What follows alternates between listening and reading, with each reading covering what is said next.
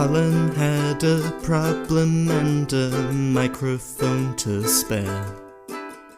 Thomas took it up and so the podcast went to air. For weeks and months they trolled through every single DVD. They've unwrapped all the ones they can and now they're cellulose free. Now they're cellulose free. Hello dear listener and welcome to Cellulose Free. My name is Colin and with me as always is my fellow film watcher compadre and son Thomas. Hi, hello. What you been up to? Well, not receiving packages. Oh dear. So, I think that's your fault. one of the many things that I purchased recently was coming from China. I do apologise for the clacking noise that's going on. Thomas, every time he scrolls on his screen, hits the case of the DVD case and makes it rattle.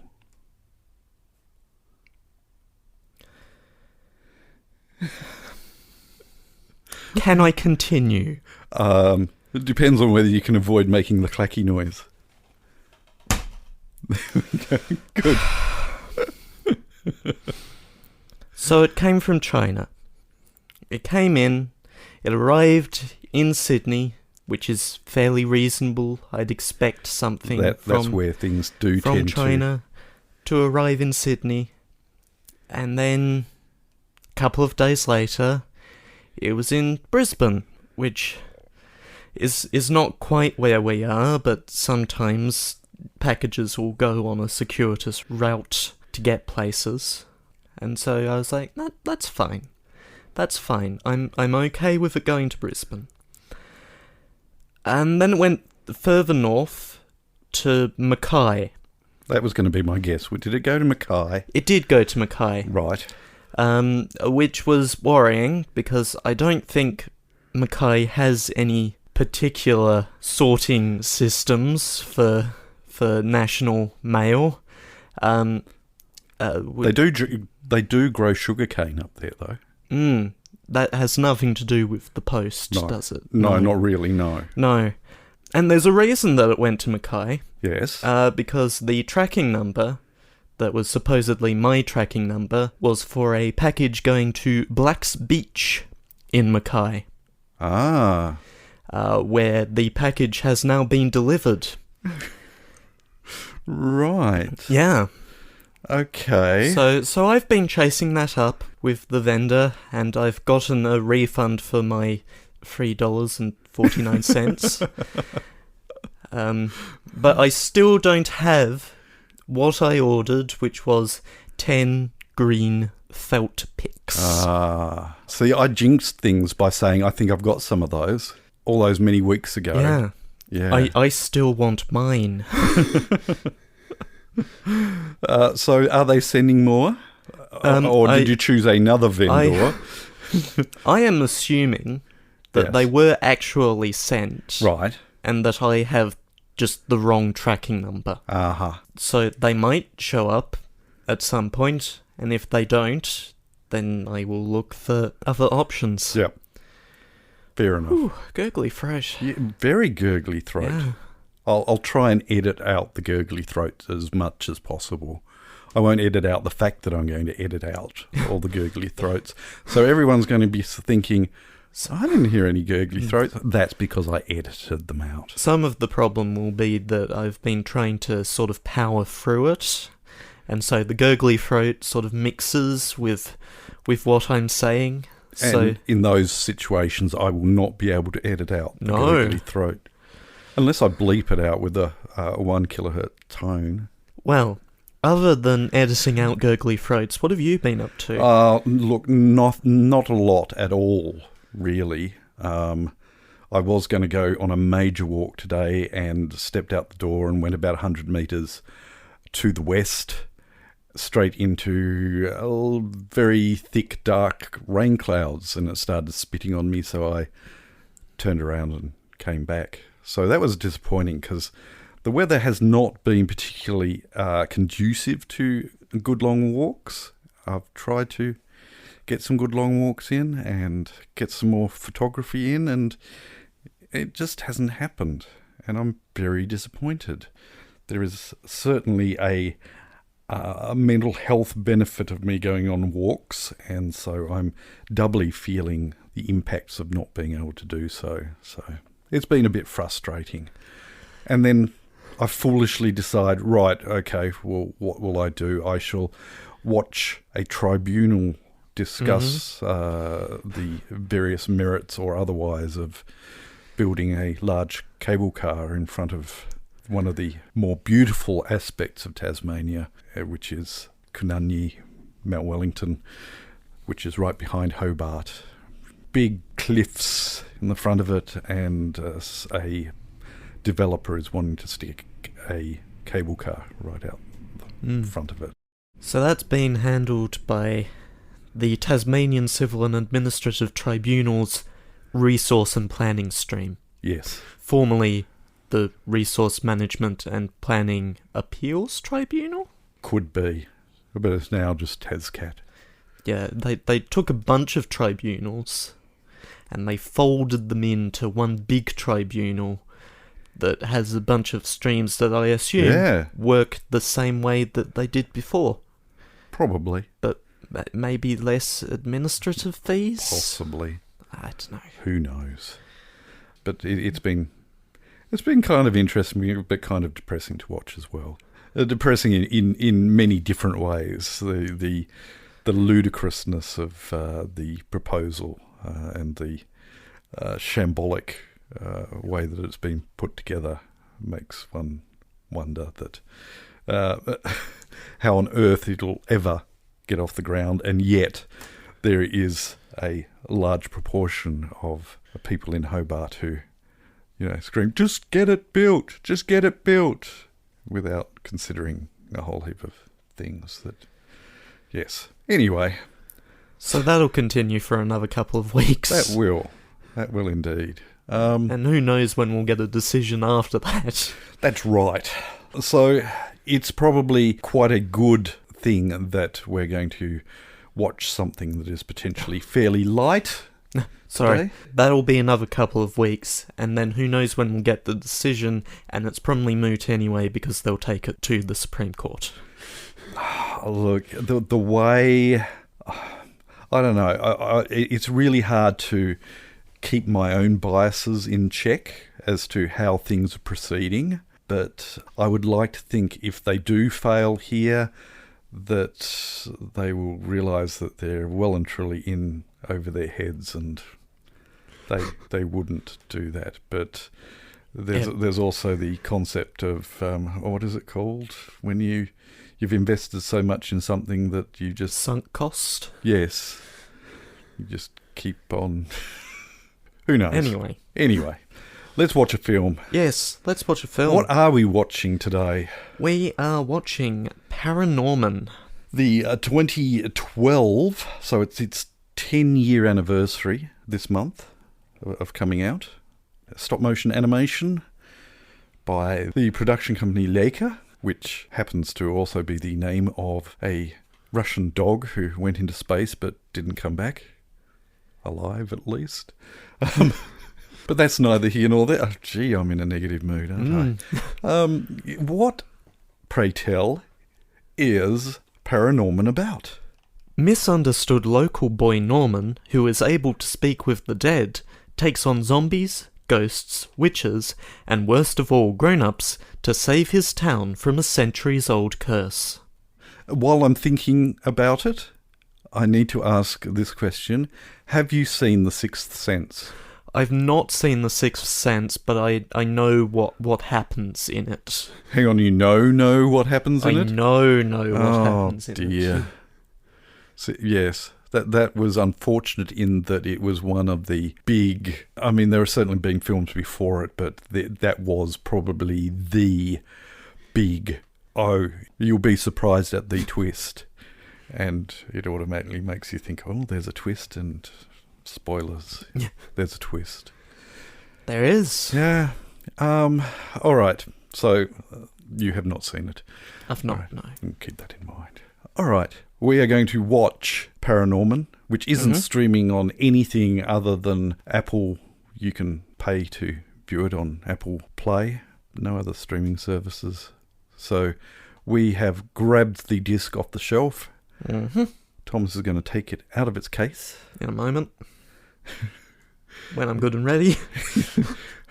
He's going to be defiant of his father. He's going to get a sound beating during the watching of this film. I'm not sure that last one will happen. He's going to put the disc into the machine. We're going to watch it, and then we'll come back and talk about it if he is capable of speech after said beating. So we'll catch you on the flip side. Turn to side boo. No, turn to side beat. No, I like mine better. Yeah, but you're a mongrel. Whatever. Hit stop. I'm hitting stop.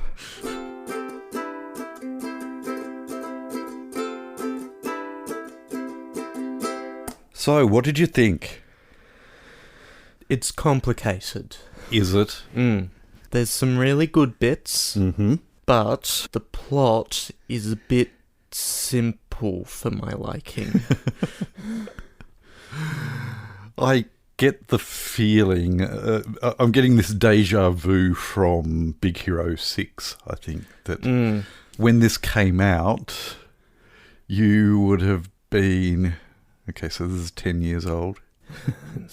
Well, you're going to have to try and do the calculation. You know how old you are. Subtract 10. Yes.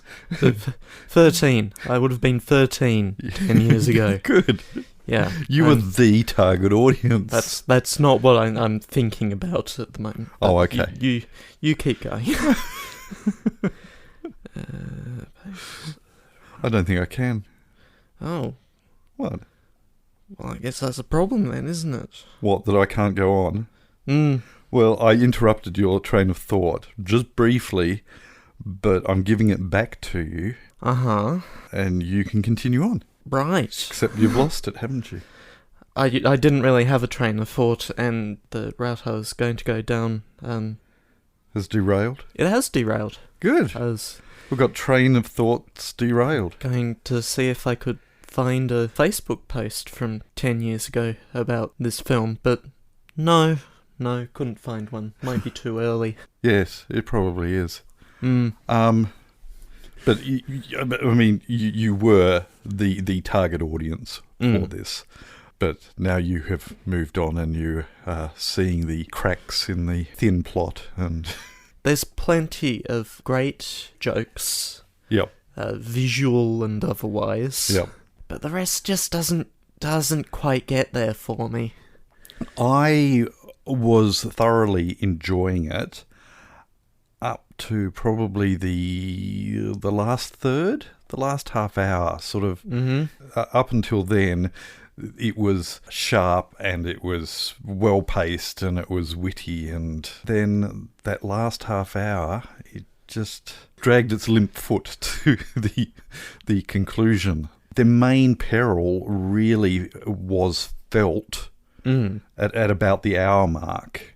And then when he went off to speak to the quote-unquote witch, even though there was some tense moments there, I certainly didn't feel a sense of peril for him. You knew that things were going to turn out all right. And you could even plot how that was going to happen, and it pretty much did.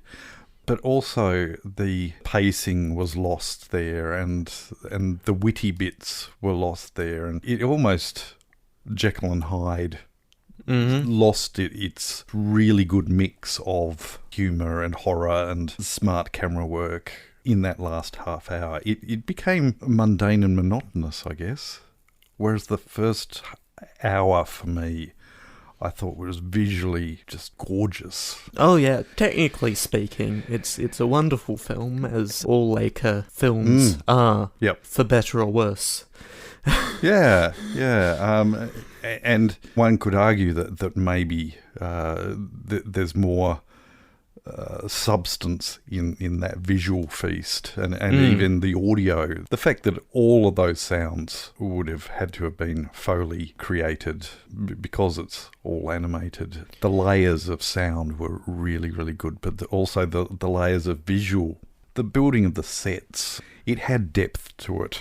You felt like you're in that town, that it wasn't a camera aimed at a table, which you do feel in, say, Aardman's work to a great, the Wallace and Gromit, which isn't an insult to those, and in fact it gives you that feeling of, has Laker's stop motion animation become so smart? You don't see any fingerprints in plasticine or anything like that. There are shots that you think, why did they do it stop motion rather than computer animated if it's going to be that crisp, and the mouth movements are going to, you got hundreds of different eye settings and mouth settings just to make it so smooth that you wonder, why would they go to that painstakingness of making it look like a computer animated film? Whereas Aardman, there is no question that this is stop motion, and every part of it, you can see that labour of love. But Laker have gone the other way to make it look so crisp and so accurate, and I don't know what I'm trying to say here, but there's, I guess, a diminished return in going to all of that effort just to do something that looks so much like it's been computer animated. That being said, there we go. We've got our that being said segment. To have it stop motion and have so many different homages to, like, camera shots and camera angles. You've got the dolly zoom where the camera pulls back as the zoom zooms in, and so you get this forced perspective.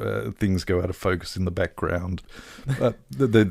The quintessential example of that being from Jaws with I can't remember his name, sitting on the beach and having the camera zoom into him. That being done at that scale is just absolutely mind-bogglingly brilliant, considering lenses at that scale. They've shown a mastery of motion control. Yeah, and you've got the Dutch angles. Again, with that scale, that's also incredibly impressive to be done. And all of these are shots that are almost cliched to these types of films. And there was one shot very early on where the camera races through a forest, and it instantly brought back memories of one of the most horrific experiences of my childhood. I was at a sleepover movie night and somebody put on Evil Dead, which is...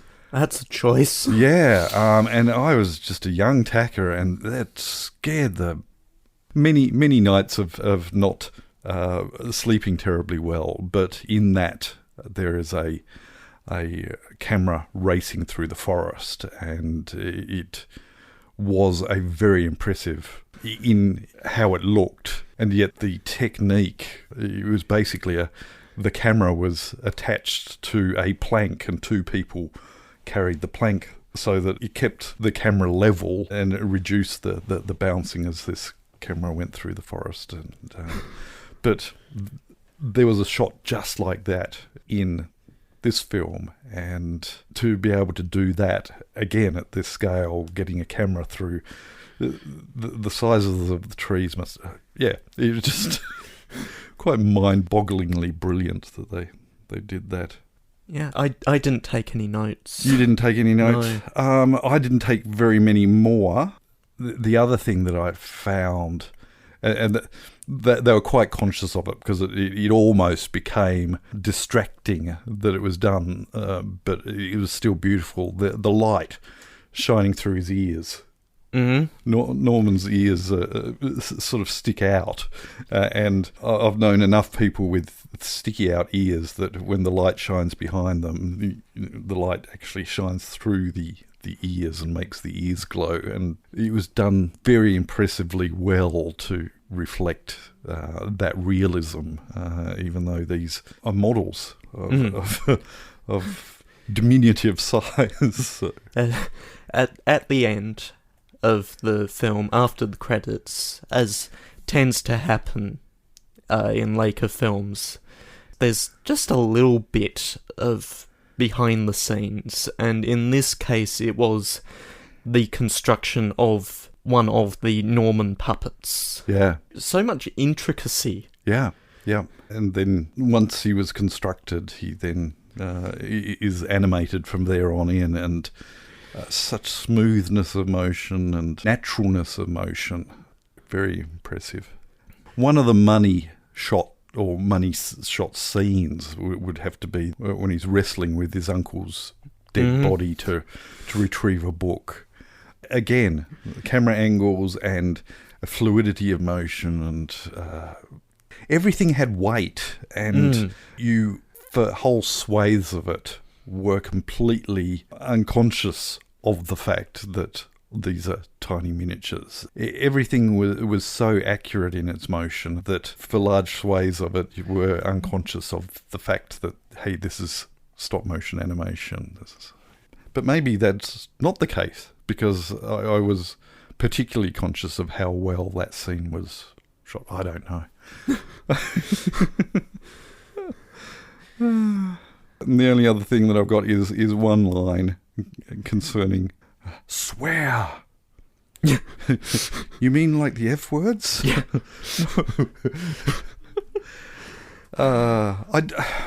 I do recommend still watching this film. Mm-hmm. It is a very worthwhile film to watch, but in my opinion, it sort of drops the ball a bit in the last half hour and loses its way a little bit, and ends quite flatly, really. The build-up does not equate to the conclusion, I guess. Yeah. It does end on a good joke. Oh, it does. Yes. Yes, it does. Do you have anything else you wish to say? No. Oh, No. That's great.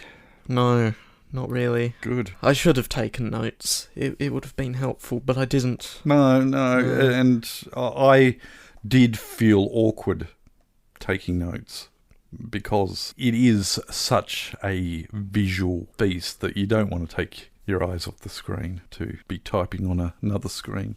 All right. Well, we shall move on then. Yes, let's move on. Okay. Okay. The following segment is currently on fire. Have a nice day. We shall start over on Facebook. Right. Helen Hi, Helen. makes 2 comments. Right. The first reads, "Here is a short comment in case you need a short podcast." Good. In her second comment, Yes. "Here is a longer comment. I can pad things out just as much as you can. Oh, I'm sure she can't. Several points, and there are in fact 6 points." Whoa. Well, I'll have to edit these for brevity. It looks like I should dig out my Dead Poet Society DVD, or maybe it's on VHS, and watch it. I wasn't sure if I would enjoy revisiting it, but you've convinced me it is likely to be worth it. Oh, okay. 2. Dunkel is sensible. OBLVON was the only sensible file name. Oblivion. No, let's move on. 3. I'll try DPT-SOC, but I'll concede that I'm not confident. No, I wouldn't be either. I don't think we got any other guesses I anywhere don't think else. we did. So Unless you've got something stashed away from your secret Discord society. Your dead Discord society. There was definitely nothing on Discord, but I'm checking YouTube now. I don't think I don't Dunkel recall wrote getting a in at pling all. from Dunkel. No, nothing from Dunkel. Okay. So no, that is the only guess. Okay. So it was a tough one, and possibly I didn't follow my own set of 6-letter coding, but I went for DD Poet. Uh-huh. Did Poet. So, Helen, you were correct not to be confident. No. 4. Yes. I have vague recollections of reading a young adult novel in which two youths end up back in ancient Rome or Britain and survive because one of them could speak Latin.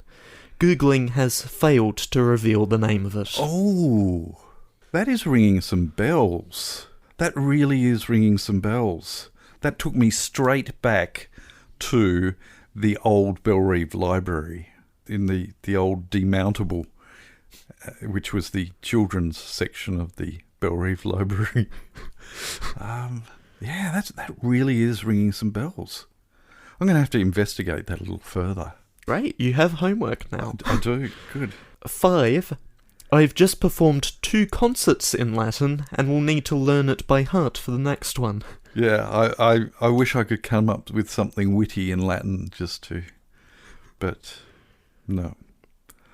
And 6. There was something else I was going to say, but I can't remember what it was, and since this failure to remember what I was going to say after listening to the podcast for the first time is what made me listen a second time, I'm just going to forget it, which is, apparently, precisely what I have done. Good. That was an incredible piece of padding, that was. Yeah. All right, thank you, Helen, for those comments. And on Discord, my comments about the Loading Ready Run Discord talking about RoadQuest may have set off some discussion. Right. Scroll back up. While he's scrolling, I should point out that I have actually watched the first episode of it. So I am now more conscious of what you're talking about. Right. Yes. Whether I can watch any more of it, I don't know. I felt the editor in me really wanted to cut probably a good 15 minutes out of that first episode. Yeah, it's very much a labour of love and a internal production. So the consciousness of not wanting to cut things out when possibly they should have is understandable, but you could have done with some trimming. E of Pi, who is a listener who I didn't know was a listener before. Hi, E of Pi. Until now, says, I was shocked, absolutely shocked and appalled to hear a suggestion on this episode that there were people who might like RoadQuest in this Discord. The possibility had never even occurred to me that might be the case. I should rewatch RoadQuest. Again. It's only been like 4 times. Oh, okay. Well, E of Pi, I shall continue on then.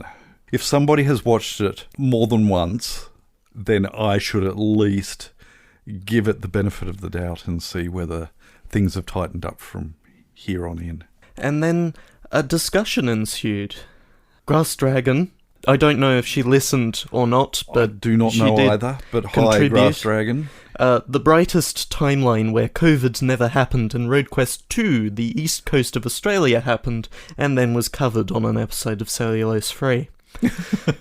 Entwas Ferratu chimes in, should they have started in Tasmania and ferry to the mainland just to make things familiar? Is there a car ferry? There must be, but I bet it's stupid expensive. It's actually not too bad, and they do 2 runs a day, and it's either an overnight trip or a day trip. It is quite a lengthy journey, especially now that they've changed the port that they dock in on the mainland, or the Big Rock, or the North Island. When did they swap over? I think October they swapped to Geelong. So. Yeah. Geelong. On second thoughts, let's not take the ferry to Geelong. It is a silly place. And then there's a suggestion that you could probably do an entire road quest around Tasmania. Oh, you certainly could. Yes. These people who think Tasmania is small, there's rather a lot in it. Yes. But yes, there is certainly a ferry. As long as you decide not to actually stay in a cabin, that's probably why I'd take the day trip, so that you can be awake and... Just park your car and wander about the boat. Yes, you park the car and then you actually have to leave your vehicle. They lock up the car section and they've got lots and lots of deck chairs, and you can have cabin accommodation. Petered out. And other things were discussed. As I am. Good. Well, thank you for that. Everyone. Everyone involved. Wow. We might have more listeners than we thought. Or we might not. It is genuinely difficult to tell who or how many are listening to a podcast. Indeed. But as we're talking about people who listen to the podcast but don't make their presence felt on any social media or what have you, I did get a shout out in a church service on Sunday. Right. To a congregation of about 200. Someone from the pulpit extolled the virtues of our podcast, for better or for worse. Yeah. From the pastor, in fact. Right. Thanks, Adam. Yeah. Adam does a lot of travelling, in fact, travelling up and down the state of Tasmania and around, and he obviously gets bored in his driving and runs out of material to listen to, so ends up listening to our podcast. Yeah. Thanks, Adam. All right, is there anything else? No, All right. that is it. Given that there was nothing over on YouTube, Yep. that's it. That's it. We shall move on then. Pick a film for next week so we can go to bed. And it's your turn. Shakety, shakety, shake. Thomas is shaking. Shaking in his tablet. That is an interest. Oh, that is shorter than I remembered. So, Okay. how do you feel about subtitles? I have no problem with subtitles as long as they're big, so I can read them. How do you feel about Japan? I can't read Japanese subtitles. Okay, is it live action? It is live action. Okay, that narrows things down a little bit. How do you feel about the year 2010? Would it be a science fiction film? I'd say it's a science fiction film, yeah. Oh, okay. No, don't know what it is. Oh. Would it be Space Battleship Yamato? It is Space Battleship Yamato. Excellent. Oh, I'm excited. Yeah. Yes, it has been a while since I've watched that. I know I have watched it a couple of times, but well worth a revisit. I think I've seen it once. Mm-hmm. Yeah. All right. For those of you who are unaware of what Space Battleship Yamato is, Thomas, would you please read the plot synopsis from the back of the case? I will read it from the back of the case and not the transcription from the back of the case, which has spelling errors in it. Unfortunately, the back of the case is in Japanese. all caps. Oh, in a display font. Oh, seriously? Yeah. Would that be Madman? It is a Madman release, yeah. Normally they're a little better than that. But it is reasonably readable. Okay. And so I will. Good. In the year 2194, alien marauders, the Gamelons, bombard the Earth with planetary bombs sent from space. Humanity fights back but is defeated and escapes underground. 5 years later, those who remain on the devastated planet gather together for one last plan to save the Earth. Armed with mysterious alien technology and an old battleship called the Yamato, they embark on a quest to find a device that has the power to save humanity from destruction. Would you believe that as you were reading that, the opening song to Star Blazers was playing in my head? I could believe that, yes. Okay. We'll touch on that probably next week when we watch Space Battleship Yamato. But until then, we'll catch you next time. Bye. You have been listening to Cellulose Free. Your hosts were Colin, who produces and edits the show, and Thomas, who makes the artwork and music. Cellulose Free is recorded in the Deranged Cat Studios in scenic Tasmania, Australia. We keep track of our extensive physical media collection through My Movies, which we highly recommend. You can find links to that, as well as other places you can find us in the show notes. Cellulose Free is a Hi Hello production.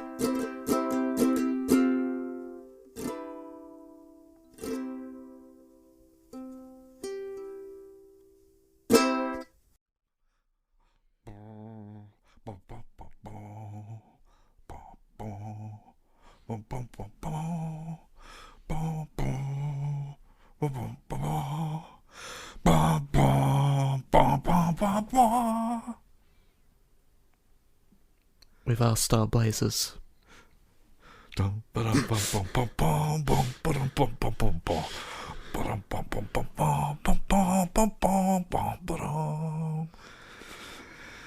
Okay, that's what we're watching It next is. week. Cool, that'd be good.